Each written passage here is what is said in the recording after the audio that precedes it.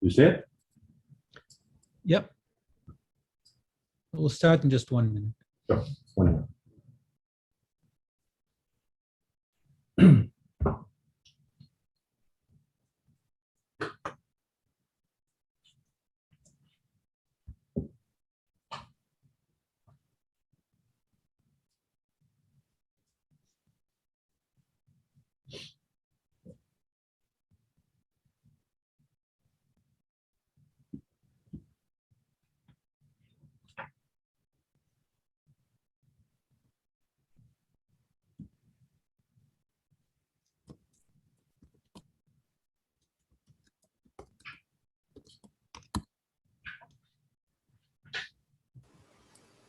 Okay, I'm happy to chair this session where we have 2 speakers. And the first speaker will be Jaume Gomis, and he will talk about infrared phases of 2-dimensional QCD. Jaume, please go ahead. Okay, thank you, Eric. So I would like to thank the organizers for bringing us together into this kind of very exciting meeting and for the opportunity to speak. It's really a pleasure and an honor.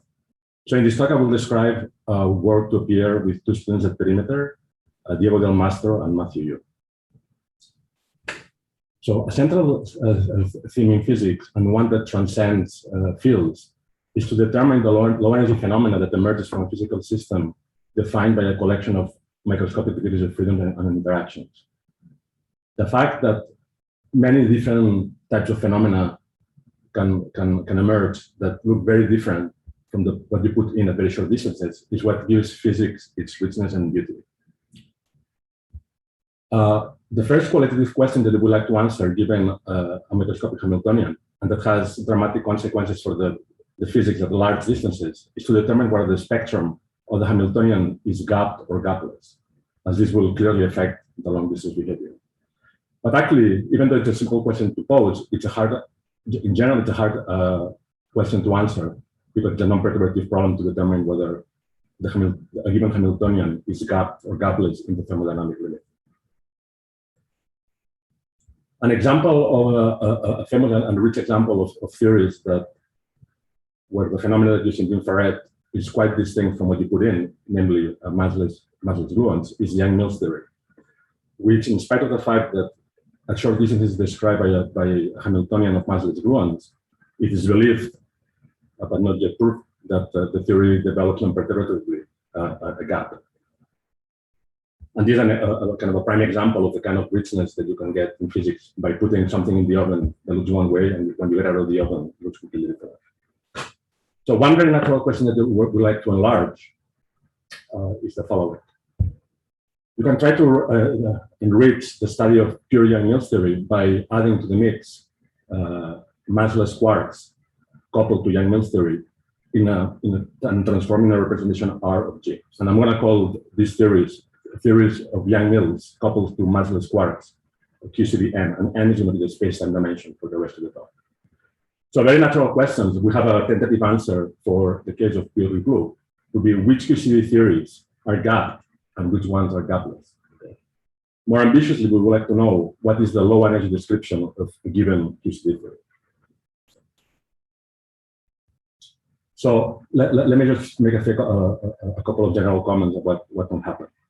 Asymptotic freedom bounds which QCD theories in 4 dimensions can be gapped, because if you add too much matter, the theory is infrared free, and it's gapless because you get massless gluons and quarks in infrared. But there is a famous example of there is an example where you have a lot of control to essentially prove that if you add 1 quark in the adjoint representation, the theory is actually gapped. And this is the famous N=1 superior theory. Now we can try to ask similar questions in 3 dimensions. So something that can be reliably established. So in above 4 dimensions, we don't have the asymptotic freedom bounds. In principle, you could add any representation, any quark in any representation, and the theory would flow to strong coupling in infrared, and we don't know what would happen. But one result that we can establish is that the theory flows to conformal field theory in the large representation expansion. So one natural question was, and is still, whether by looking at QCD requires in a small representation whether the theory can remain gap, just like the pure Young means remains gap. And it was found out that there are some examples where you could argue that such thing happens in 3 dimensions. But kind of the landscape of which theories are gap or gapless, and where the transition from the gapless phase that you get in the large representation expansion to a possibly gap phase is very far from the unanswered. So the question I want to tackle and answer in this talk is the following. I want to answer this question in 2 dimensions. I want to ask and answer which QCD theories in 2 dimensions are gap and which ones are gapless. And as a second question, I want to ask what emerges into fact. What is the low energy description of a given QCD theory? Tell me the QCD theory you want. Let's discuss what the infrared description of the theory is. So let me just remind you a couple of things about 2-dimensional QCD. So QCD in 2 dimensions is specified by a gauge group G and a pair of representations for the left and right moving quarks. Notice that in 2 dimensions, you cannot, unlike in 4 dimensions, write down a QCD theory just using the left moving quark. In general, you have to use left and right moving quark. Okay? And this is the action. Okay? This is not an exhaustive list of all the symmetries, but I mentioned ones that will enter in the middle time I have for this talk, which are flavor symmetries, one-form symmetries, and non-invertible symmetries. One useful perspective in tackling this question is to think of the QCD theory that I wrote here, the Lagrangian that I wrote here, as being obtained by gauging a certain subgroup of the flavor symmetry group of the 3 quarks that you got in the default survivor. From this perspective, you can think of G, the Young-Mills coupling, as strictly an RZ flow from a theory at short distances that of three quarks. So the question that we want to ask is what happens in the infrared of such a theory. So before we go there, we have to I have to mention a couple of peculiarities about this theory in 2 dimensions. The QCD Hilbert space in 2 dimensions is split into distinct topological sectors. And you have to study them all if you really want to answer this question of what theories are gap and different are gapless. The physical picture for these topological sectors is that studying within a topological sector is equivalent to studying the theory in the presence of a flux tube that created by probe quarks that you put at infinity. Okay? And a flux tube in 2 dimensions possesses Poincare invariants. These are Poincare invariant vacuum, and you have to study the theory in all possible flux sectors that are labeled by now element by a chart under the one-form symmetry. I'll make now a quick argument that to tell you that for the purposes of this talk, which is determining whether the theory is gap or whether the theory is gap, it is sufficient to study the Hamiltonian in the sector with no flux tubes. And the quick argument I'm going to give you is that essentially QCD theory, these QCD theories in 2 dimensions have topological lines that are charged in the one-form symmetry. And essentially by acting with the topological line on a given flux sector, you can change from one flux sector to the other. Okay? And physically, since these are topological lines, they have 0 energy density, and they cannot make a theory that was gap into gapless. Okay? So this is, I'm just telling you what kind of the raw physical picture, why it's sufficient to look at the theory where the flux sector is trivial. Okay? And it suffices to study QCD with a simply connected gauge group, simply because if you try to study the theory with a gauge that does not simply connect, so say G mod gamma, where gamma is a subgroup of the center, or with a church of theta angle that's also labeled by an element, by a chart under the one-form symmetry, this can be shown to be exactly the same as studying QCD with a simply connected gauge group in the presence of a flux tube. So the summary of this slide is that in order to determine whether the theory, the theory is gap or not, it will suffice to look at the theory with no flux tubes and with simply connected gauge groups. So let's try to first tackle the questions using general considerations and see how far we can get. And what I want to try to use is what constraints Tooth anomalies will impose on this question. So since Tooth anomalies are topological, and that means that they're invariant under symmetric deformations, including RG transformation. So any symmetry that has a Tooth anomaly that is not broken by turning on the gates coupling will have to preserve the Tooth anomaly along the RG flow. Okay? Famously, Tooth anomalies constrains the infrared dynamics of the physical system, and the details depend a little bit whether the symmetry is continuous or discrete. Roughly speaking, what can happen is the symmetry that has the Tooth anomaly is continuous. The symmetry can float the symmetry preserving gapless phase, or the symmetry preserving gapless phase described by a nonlinear Boston program. The same can happen if the symmetry is discrete, except that there is one important difference, an important new ingredient that can emerge, and that you can have a phase in which the symmetry that has a Tooth anomaly is preserved, but you have a gap system with topological order. And this kind of situation has played a very important role in topological phases of matter, and actually also the thing I mentioned about three-dimensional PCB. Okay. One peculiarity about, so now we're going to focus on this talk in two dimensions. One peculiarity about two dimensions that these two possibilities are gone. The first one is just a statement of the Coleman-Wagner theorem that says there is no continuously breaking in two dimensions. And this other one is just a statement in two dimensions that topological quantum field theories do not have topological order. Good. So after this discussion, a necessary condition for the PCB theory to be gapped is that it has no Tooth anomalies for any continuous symmetry that is preserved along the RZ flow. If a continuous symmetry, if there is a Tooth anomaly, it will necessarily flow to a gapless phase. Okay. So a gap theory cannot have any continuous chiral flavor symmetry, because if you have a chiral flavor symmetry in the deep ultraviolet, the Gates coupling will not break it, and this will lead by elementary arguments to a Tooth anomaly, where this B is the Python Gates field for this chiral symmetry. So the theory cannot have a gap theory. A necessary condition for the theory to be gapped is that it has no continuous chiral flavor symmetries, and likewise, it cannot have gravitational anomalies. If it had gravitational anomalies, the theory would be gapless. Okay? So this is very general kind of armchair considerations allows you to constrain the quark quantum of PCB by demanding that the theory do not have either global symmetries, continuous global symmetries, or active gravitational anomalies.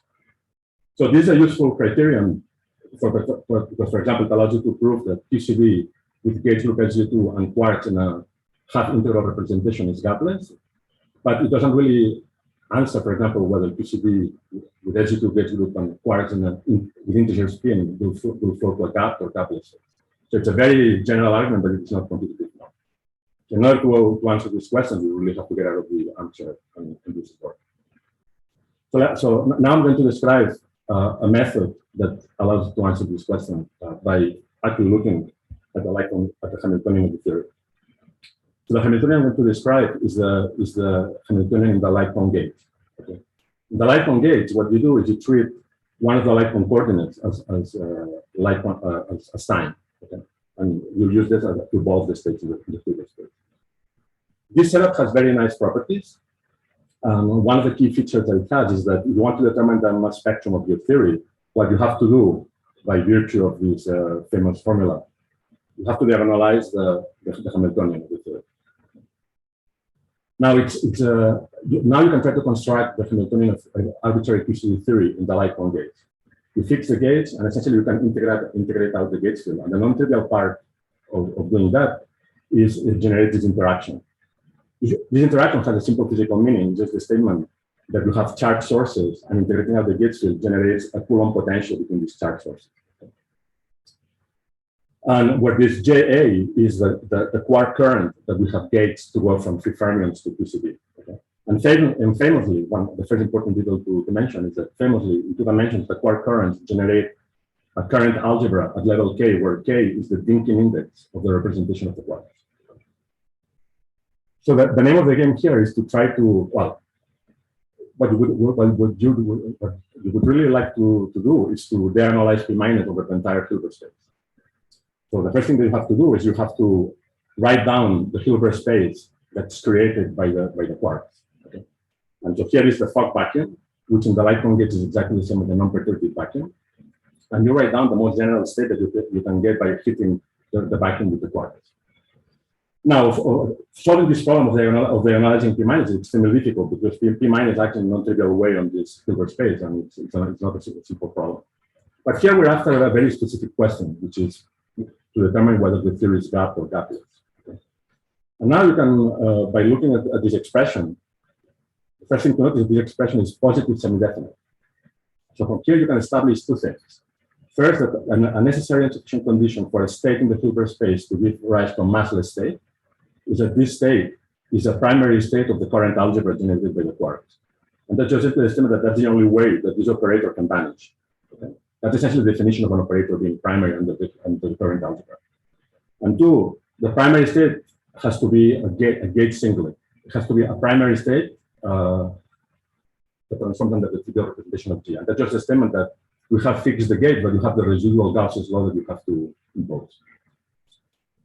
Equivalently, you can say that the QCD theory will be got if and only if the vacuum, the Fock vacuum or the non-perturbative vacuum is the unique primary singlet state in the Hilbert space.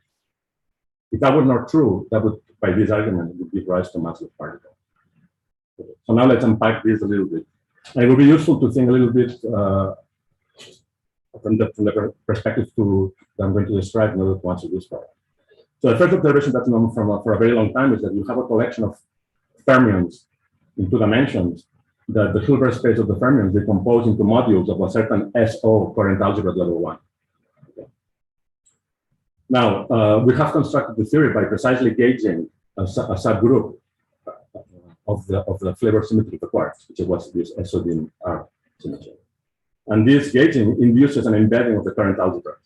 So that this was the current algebra that's created by the quarks, the quark current, and this is the current algebra that's generated by the free quarks in deep ultraviolet.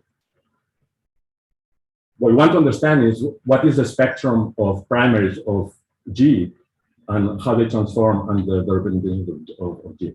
That will tell us information about when the theory is got.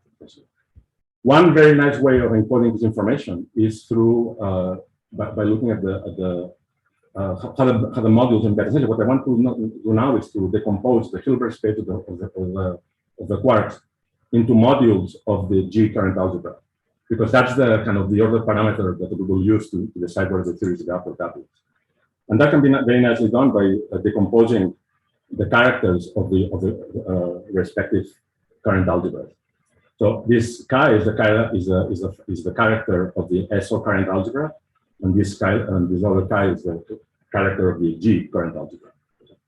And in general, unlike for finite groups, for Lie algebras, this B is a non-trivial function of some counting parameter that measures the energy of the state. These labels are the labels of the integrable representations of the respective current algebras, and they're a finite number of representations. Physically, what's the physical meaning? And that is the key guy. This guy is called the branching function. The key physical point will be that this quantity, B lambda, counts the number of primary states of the G current algebra that we're after that are in a given module of the SO current algebra. And B has a simple physical interpretation. It's actually a character of the commutant chiral algebra. So you have the chiral algebra of G and SO.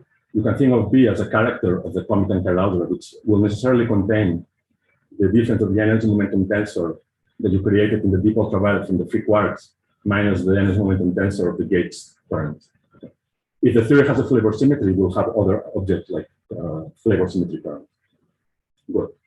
So let me repeat the main statement that I discussed earlier. We said that QCD theory is gap even only if the vacuum state is the unique primary singlet state of the current G current algebra. Okay. This can be phrased now in terms of the branching functions with the statement that QCD is gap precisely if the branching of any module of the SO current algebra into the singlet of G, the zero makes the singlet primaries of the G current algebra is independent of Q. If it were dependent on Q, it would mean there is more than one singlet primary, and that would give rise to a massless spectrum. So let's just consider the branching of the trivial representation of the SO module into the trivial representation of the G module. And this has a very universal form. It has a trivial factor, a raw factor of 2 that's interesting, that essentially is determined by the central charge of the 2 current algebras. And then it has a power series expansion in Q. So now we have to determine what is the physical meaning and what constraints this gives us. The first estimate to say is that the leading coefficient, the coefficient A1 that multiplies the power of Q, is essentially a dimension of the flavor symmetry group. In physical terms, this would come from states that you create out of the vacuum like this, if you have a flavor symmetry. this, you have a flavor symmetry, then obviously the currents commute with the G current algebra and give rise to massless states. So the constraint that you want the spectrum to be gapped requires that A1 is 0 and that there are no continuous global symmetries. So we have derived from the microscopic Hamiltonian point of view, the kind of fluffy arguments of Tooth anomalies have told us before. For a necessary condition for the theory to be gapped is that it has no continuous global symmetry. Now let's discuss the Q-square term. So that's, we have to, in principle, analyze all these terms order by order. Let's discuss the Q-square term. When there are no flavor symmetries, actually there is a unique state at level Q-square, and it's a state that's created by acting on the vacuum by a very particular combination of the fermions in the Hilbert space. And the precise combination that gives rise to a primary state and to this Q-square term is the difference of the energy momentum tensors acting on the vacuum, where this T is these T's are the canonical energy momentum tensor of the fermions in the deep ultraviolet, and TGR is the energy momentum tensor, the Sugawara energy momentum tensor of the G current algebra that's generated by the quark current. Jaume, we have 5 minutes talk time left. Okay, so we don't want this Q-square to be there for the theory to be gapped. So the condition for the theory to be gapped, and another condition for the theory to be gapped is that the energy momentum tensor of the ultraviolet is the same as the Sugawara energy momentum tensor of the gauge theory. This has this imposes very strong constraints on the theory and has very dramatic consequences. One of them is to actually say that the branching function are exactly of this type. So the fact that the equation that you get by studying the theory of the branching functions at order Q-square to determine what are the parameters at level 2 actually tell you the branching functions are essentially trivial, and there is only a non-trivial element that corresponds to the vacuum module. Okay? So we are done. We don't have to analyze high orders of Q because the Q-square equation has is so rigid that has allowed us not to consider. Essentially, it immediately makes all the other higher powers in Q to vanish. Okay? So from here, we established that the necessary and sufficient condition for a QCD theory to be gapped is that the ultraviolet canonical fermion energy momentum tensor is the same as the Sugawara energy momentum tensor of the quark current. Now, this equation may look a bit strange because it's an equation that relates an operator that's quadratic in the fermions to an equation that's quartic in the fermions. But we have to remember that these operators have to be normal order. So now you can try to analyze what this equation is. And it gives rise to an interesting, to remember that these TAs are the representation matrices under which the quarks transform under the gauge group G. So imposing that the two energy momentum tensors are the same yields a Jacobi-like identity for the generators TA in the representation R under which the quarks transform. And it looks something like this. And that just comes from comparing the energy momentum tensors and doing proper normal ordering. It turns out that a beautiful result is that the solution to these equations are in one-to-one correspondence with symmetric spaces. And these were classified by Cartan. Okay? Another way of saying it is that the space of solutions of this equation describes conformal embeddings of the GK current algebra into SO current algebra. And since these things have been classified by before, we have a complete list of the possibility theories that are gapped. From this equation, essentially, we're able to read the collection of gauge groups and representations that solve this equation, essentially. And any other theory that's not in this list will be gapless. So let me just flash, because I'm running out of time, what the actual answer to the problem is. So here I listed all the QCD theories that are gapped in 2 dimensions. Let me point out a couple of things. The first one is that notice that I didn't like to do, and that all the representations here are real. You may worry that, for example, here I have the unitary gauge group or have a U1 factors here, but now you have to remember in 2 dimensions, you have an ABJ anomaly, and the flavor symmetry, the classical flavor symmetry of the quark can be killed by the ABJ mechanism. So in fact, none of these theories have a continuous flavor symmetry. For the classical groups, you can see that there is a strong restriction of what is the quark content that will give rise to a gap theory. At most, you can get theories that have representation that rank to. Something else to say is that almost all of these theories are vector-like. And that just comes from solving the equations for the theory to be got, with one very important exception. If you consider a Gates theory, the product of unitary Gates groups, actually the charges under the various U1 factors can be chiral, as long as, of course, you cancel gauge anomalies. So the point is that this is the complete set of two-dimensional electricity theories that are gapped in infrared. Anything else that you want to write down would be necessarily catalyst. So in the last minute I have, let me just tell you, the other thing that we would like to do is to give a description of what emerges in the deep infrared for a gap or gapless theory in QCD theory. An obvious conjecture that you can try to make is that what you're going to do is just take the G² infinity limit that's just going to the deep infrared of the Lagrangian that I wrote down. And actually, this Lagrangian is a famous Lagrangian. It's a Gates WGW description of this coset. Okay?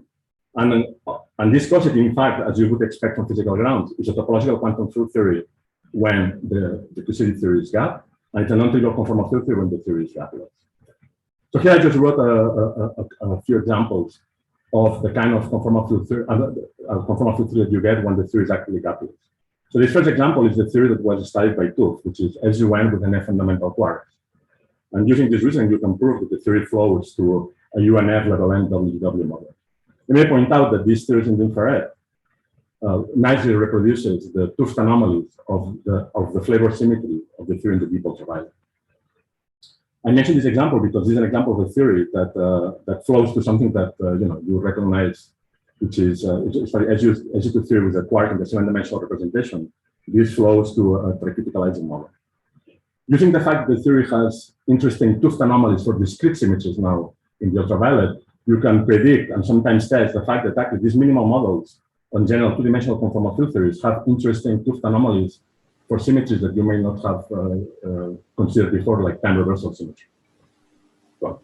So I'm probably essentially out of time, so let me just conclude. So QCD theories in two dimensions exhibit a whole host of interesting phenomena, including supersymmetric spectrum by virtue of Tooth anomalies, non-perturbative quark condensates, quark deconfinement, etc., etc. So even though they are, of course, simpler than 3- and 4-dimensional theories, they have a lot of punch in them. In this talk, I have shown that the problem of determining what theories are gapped in 2 dimensions can be solved. Now you can use these results to study what happens to QCD when you give a small mass to the quarks in the ultraviolet, or you add some other kind of marginal or relevant difference in the ultraviolet. You can study this in the infrared by deforming the infrared description because operator. It's been interesting that that the Hamiltonian method has been kind of very fruitful in tackling this problem. So you may wonder whether one should get the courage to try to tackle these problems in 3 dimensions. Actually, Feynman initiated a program of trying to solve QCD in 3 dimensions and followed up by beautiful papers by Carabelli and Nair.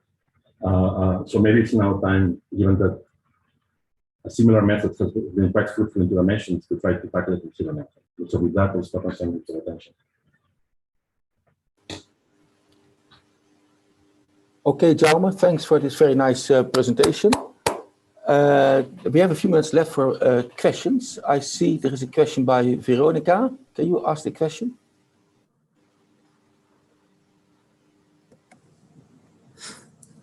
No, I was just clapping. Oh, sorry, there is a question by Igor. Sorry, Igor, can you ask the question? Yeah, thanks for the very interesting talk, Jaume. So one criterion you could have is, basic criterion is that this gauge WTW model has 0 central charge in the infrared. Yes. Right. So do all the examples that you listed of gap theories, they presumably all have that, right? Have that, yes. But the thing that's interesting is that the condition was derived by doing a computation in the deep ultraviolet without making any assumptions whatsoever of what happens in the infrared. Right, right. Well, it's just a formula for the central charge of the gauge. Yes. It turns out that this equation, this equation essentially is the statement that the central charge of that coset, if that's the right answer for the infrared physics, has central charge. So this is a necessary and sufficient condition, basically, yeah. that this infrared central charge is vanishing, right? Yeah, but I want to distinguish that statement. I mean, in the second statement here, there is an assumption. there's an assumption that the Farad theory is described by this limit. In the computation the people provided, there is no assumption. I just look at the Hamiltonian of the theory and look for the condition. I just want to distinguish these two statements. The first statement will still be true, and this could be wrong for some reason. The second one about the infrared limit. It could not be. It could be given by some other object, another description. Yeah, I was naive, but I was always just assuming that the infrared theory is just this gauge WZW model. And, this is, I guess, I would make it if you guys in the middle of an idea. Okay, we still have time for a very quick question. Joanna, could you ask your question? Yeah, very quick question. So, hi, Jaume, can you just follow up on your very last point about QCD3? I mean, how much of these very beautiful structures do you expect to survive if you go to higher dimensions? Well, I mean, many special things are very specific to this two-dimensional work. But in 3 dimensions, there is this formalism that was developed by Nair and Carabelli and Feynman originally. Sadly, it's actually, as far as I know, this is the last problem that Feynman worked on. In 3 dimensions, and there is some. They're using a usual Hamiltonian formulation, not the Lycon formulation, and there is some nice structure reminiscent of two-dimensional theories, where you study vector bundles over a two-dimensional surface. You have double zero models appearing as wave functions and so on. So I do not. I mean, I do not know whether I'll be able to, I mean, whether this is feasible, but it doesn't look completely impossible. I mean, the work that has been done so far, I mean, I'm not an expert on it, so let me rephrase that. Has done some work that has, with some intriguing success for computing the QCD string tensions. But it's also fair to say that I do not understand in what sense those calculations are in a reliable self-consistent approximation. So the answer is that I do not really know whether 3 dimensions will be definitely much harder, not to mention 4 dimensions. Okay, thanks. Okay, in view of the limited time, let's stop and let's thank Jaume once more again for this nice presentation. And I should say that after